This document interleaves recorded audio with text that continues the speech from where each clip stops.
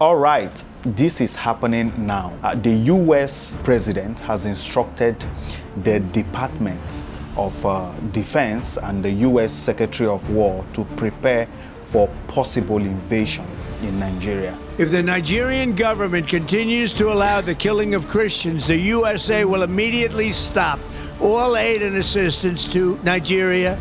We're going to do things to Nigeria that Nigeria is not going to be happy about and may very well go into that now disgraced country, guns a-blazing, to completely wipe out the Islamic terrorists who are committing these horrible, horrible atrocities. I'm hereby instructing our Department of War to prepare for possible action. If we attack, it will be fast, vicious, and sweet, just like the terrorist thugs attack our cherished Christians. These are cherished people. These are great people. Leave them alone. Warning. The Nigerian government better move fast before it's too late. If they don't, there's going to be hell to pay.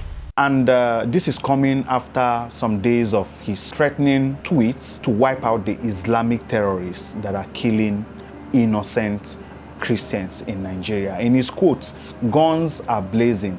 And he said the attack will be quick and swift.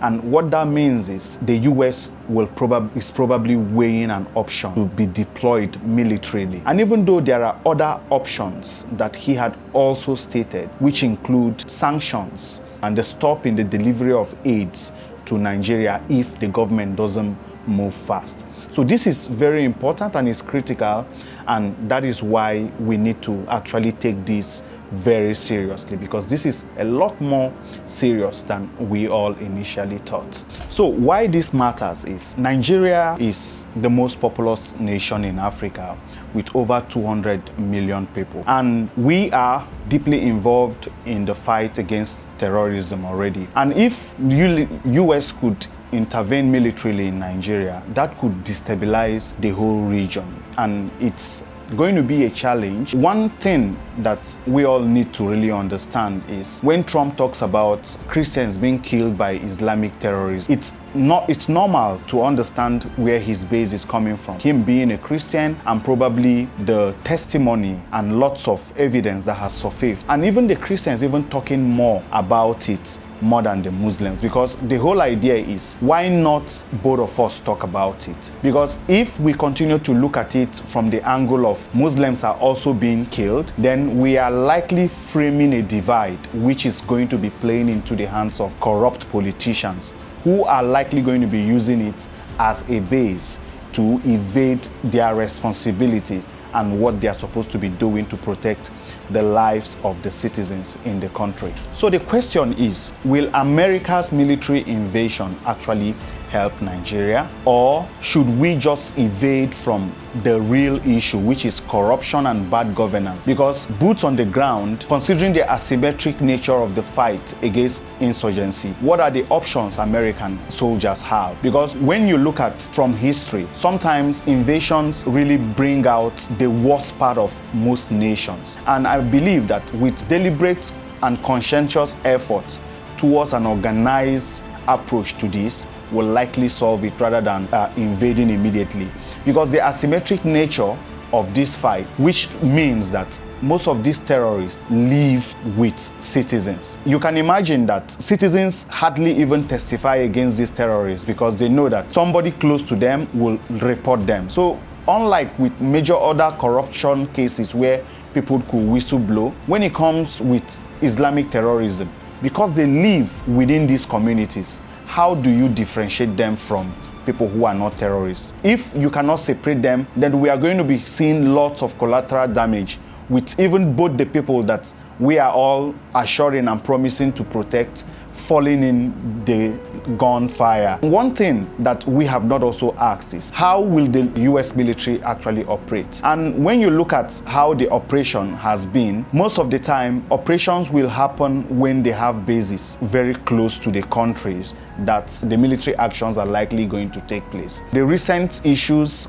in Mali and Niger actually led to the withdrawal of some US military options. Where do they still have bases around?